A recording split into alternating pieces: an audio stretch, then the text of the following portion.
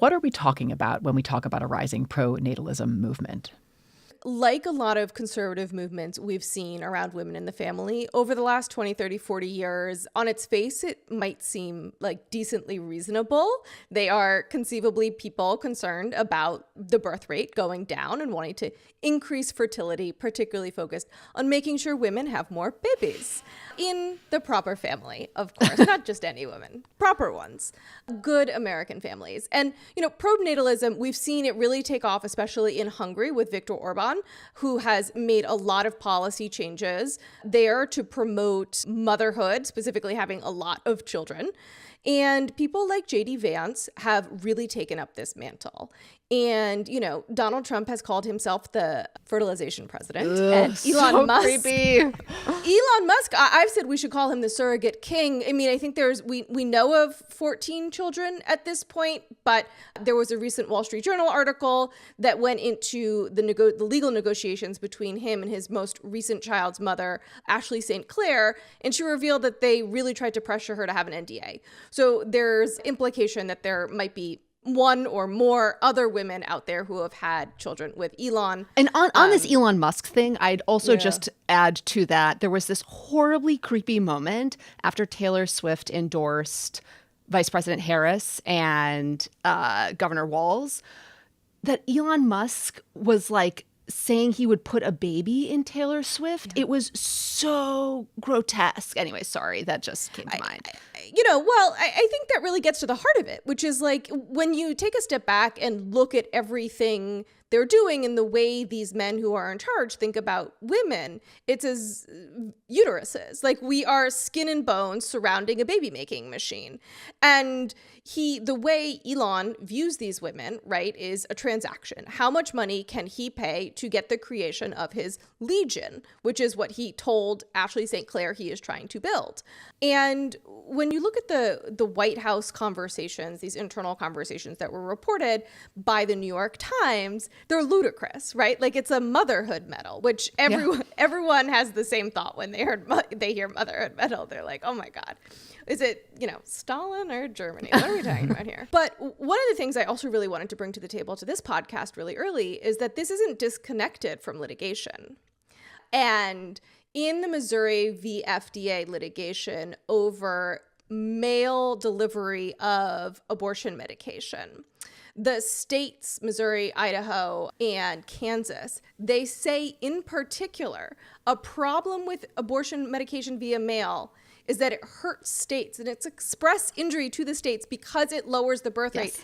And furthermore, the harm is that it lowers the birth rate in teen girls who are proficient on the internet.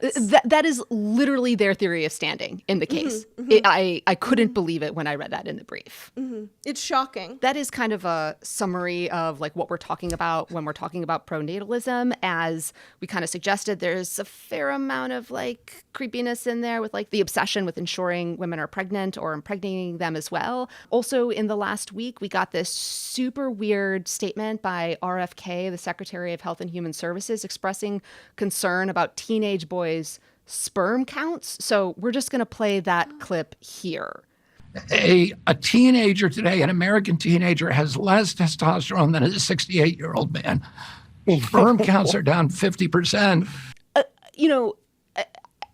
I'm not going to say anything else about that. I'm just going to leave that there. All suffer together. Right, exactly. Creepy AF. But there is something even more pernicious happening here, besides a lot of men's giving off the icks. Could you tell us more about why people should be paying attention to this, rising pronatalism right now? So I think that there's two sort of sides to this coin. One of the things that the conservative movement has been really effective at is understanding the emotionally resonant cultural war tactics, right? Like, see where people are breaking and providing a solution. And I've been talking about Tradwives for a lot of years, and which I think people have sort of blown off as this weird, kooky internet thing. But I'm like, no, what it is that women are exhausted because it is incredibly hard to be a mother, to work full time, to do everything in our society that's not supported, where they're not able to pay for childcare, where they're not able to pay for a house, they can't pay, all of these things. things. And what the conservative movement has done is offered a solution. It's a terrible solution. It's a solution to sell your rights away. And what I think we're seeing with all of this motherhood conversation is they're like, we'll just give you a medal. That'll be good. And a pat on the back, ladies. Yeah, you can get a Fulbright scholarship. I had like a bunch of friends DM me. They were like, what's a Fulbright scholarship? I feel like you would know. And I was like, oh yeah, I've applied. Good. I would know. And that's not the plan, right? Like the plan to get women having more babies is not in fact the medals and even making IVF insurance coverage more available, which is another thing that I think is what they're actually planning. It's about curtailing access to reproductive rights.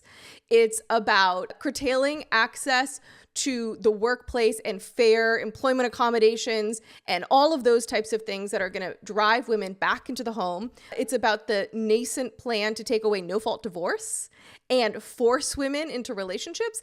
And then it's the culture war. And if you are online, you see the Andrew Tate of it all, the manosphere, the red pilling, right? And what they are telling men that they are entitled to, which is women who birth their babies. One of the things in the Times piece a couple of days ago was the administration at this point is just batting around ideas, right, to create various kinds of incentives for baby making and baby having.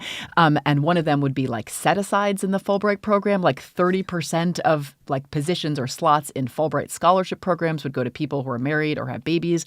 And then there was another possibility that was floated, which I can see them doing some version of, which is a one-time like $5,000 payment for people who have a baby.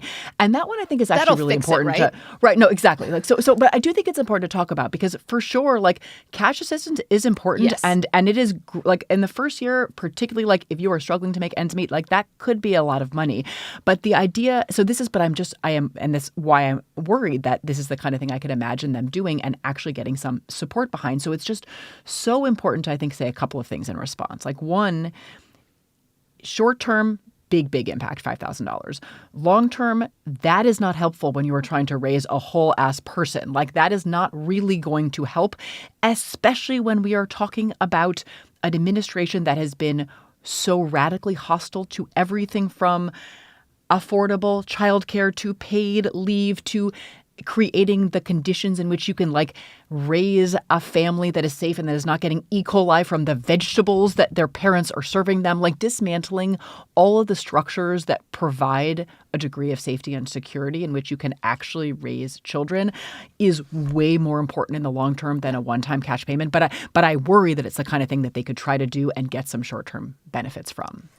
It's also important to point out that Republicans don't support the child tax credit. Totally. Yes. And which Harris obviously ran on. Yes. And Harris ran on expanding. And that obviously would be a much bigger difference than a one-time payment and not embedded in this creepy, right, pronatalism worldview. Okay. So, but you mentioned repro rights. And can you just like maybe talk a little bit more about the kind of overlay with Dobbs and, an effort to restrict access to abortion and reproductive health care in general? Yeah. So, I spend a lot of time on the internet and I follow a lot of... Me too. As one Me does. too. Just too much, too much. It's a whole other conversation. But I follow a lot of these conservative girly pop influencers, as I call them. And one of the things I've seen over the years has been a really cognizant effort to marry these two things, right? To marry motherhood and the war on abortion access. And it's been really interesting. We can have another conversation to talk about how contraception and IVF fall into this, which are interesting as legal subject matters as well as culture war matters.